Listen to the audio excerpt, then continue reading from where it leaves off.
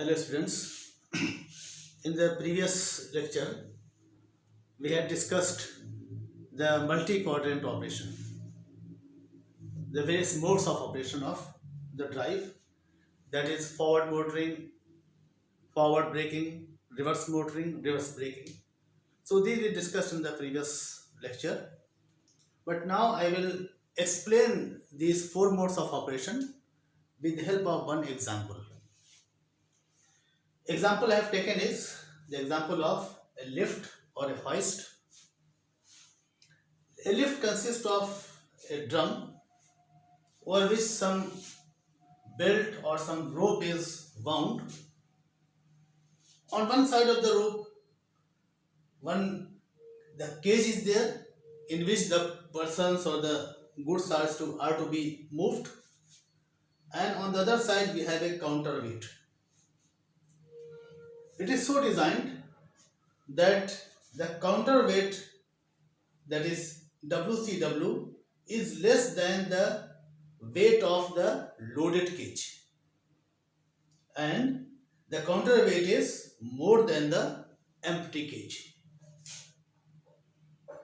So what will be the forces acting here? The one force is acting here because of the cage, that is mass of the cage multiplied by the acceleration due to gravity. So this force is acting downward, and there is a force because of counterweight, that is MCW multiplied by G. Again it depends on the gravity. So this force exerts a clockwise torque, whereas the counterweight exerts an anti-clockwise torque. So what is the total torque? That will be equal to WCW, that is weight of counterweight minus weight of cage multiplied by the radius of this pulley or the drum. So depending on the value of WC, the load torque can be positive or it can be negative. So here I have shown that the load torque is in the counterclockwise direction when this cage is empty. When the cage is empty, the weight of counterweight is more, so this torque is higher, so the net load torque is acting against in the counterclockwise direction. And the motor that is coupled to this drum or pulley, it has to exert a torque in the clockwise direction to overcome this load torque. I have shown this in the bold lines here. On the other hand, if the cage is loaded such that the weight of the cage is more than the weight of this counterweight, in that case this clockwise torque will be more, so the net load torque will be in the clockwise direction, and the motor has to produce a torque in the opposite direction. So this is one example, and in various situations we have to operate in first quadrant, second quadrant, third quadrant or fourth quadrant of speed torque plane. So this I will just explain. Now here I have drawn these diagrams, speed versus torque, and let us discuss the first quadrant operation, that is the forward motoring mode. As we discussed in the previous lecture, that we had taken a convention that anti-clockwise direction I have taken as positive. So it is the first quadrant operation, speed is positive, so the speed is in this direction. And it is forward motoring operation. This means that the motor has to move the system, move the cage. This means that the motor has to exert a torque in the direction of speed.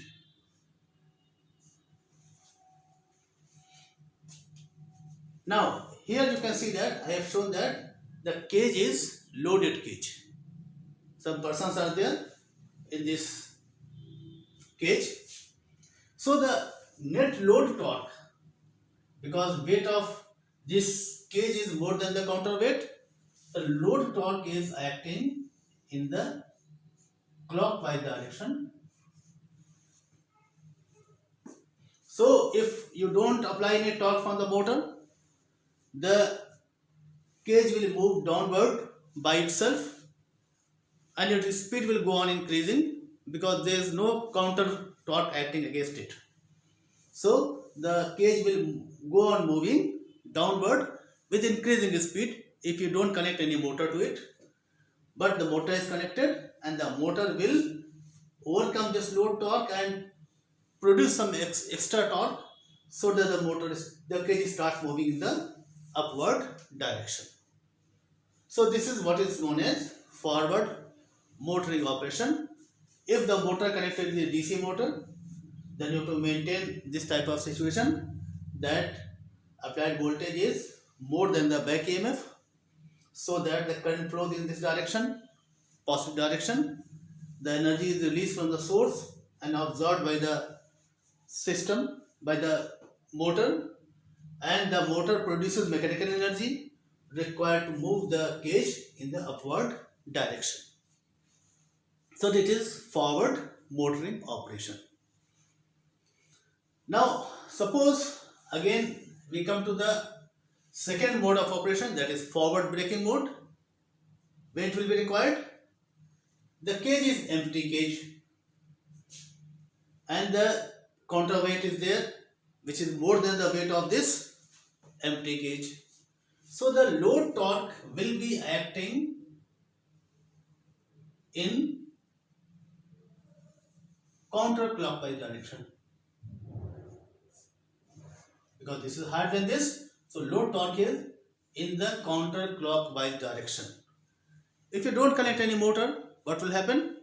Because of this counterweight or clockwise torque, anti-clockwise torque, the cage will move upward with increasing speed. You have to move the cage at a constant and comfortable speed, at a safe speed. So we have to counter this load torque such that the speed is maintained at a constant value. It does not becomes very high. So we have to produce a torque in the opposite direction. So motor will produce a torque in the clockwise direction to overcome this load torque, so that, or torque which is nearly equal to the load torque, so that the cage moves slowly in the upward direction. If you don't apply any torque here, the cage will move at a very high speed. The speed will go on increasing because there is no opposing torque acting against it. So what you have to do here, same motor is connected here, but if you want to move it upward, you have to maintain voltage less than the back EMF. Now you can see that in this case the load torque is moving the system. So load torque is moving the system and the motor is working as a generator. So you can see here you have to make V less than E such that the current flows in the opposite direction, so that the torque is opposite to what it was in the forward motoring mode. So this is the forward braking mode. So load drives the system. Load drives the motor. In the case of motoring mode, motor drives the load. So these are the first two modes. In the reverse mode, let us discuss the third quadrant operation here. So it is reverse motoring mode. Third quadrant means speed is negative and torque is also negative. So we are in the third quadrant of speed torque plane. As the speed is negative, I have shown here the direction of speed is opposite to what it was for the first and second quadrants. So speed is clockwise direction. Now we have to think whether the cage should be empty or loaded. For this, you can see that I have shown here the cage is empty cage, so that the load torque is in this direction. Load torque is in counterclockwise direction, and we have to move the motor in the clockwise direction. This means that we have to apply a torque from the motor in the clockwise direction. So this means that the motor torque is driving the load. So torque and speed are in the same direction, and the load torque is in the opposite direction. So this is what is known as reverse motoring mode. That is, if you have to lower the cage, empty cage downward, then you have to produce a motoring torque in the reverse direction. In the case if we are using DC motor here, then what we have to do, we have to move the lift in the downward direction. This means that the speed has to be opposite to what it was in the previous cases. So the voltage has to be reversed. Voltage is negative here. Earlier it was positive in both cases. So it is now negative. And for motoring operation, V should be more than E, so that the current flows here. Current leaves the positive terminal of the source and enters into the positive terminals of the back EMF. So we have to make V more than E, so that current flows in this direction, and this current produces a torque, and the motor moves in the direction of torque, that is in the clockwise direction.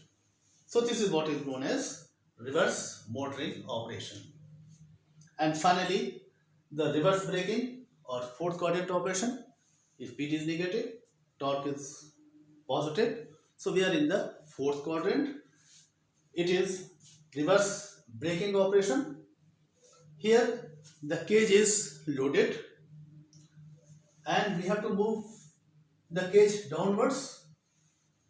So speed has to be in the clockwise direction, and the load torque is in the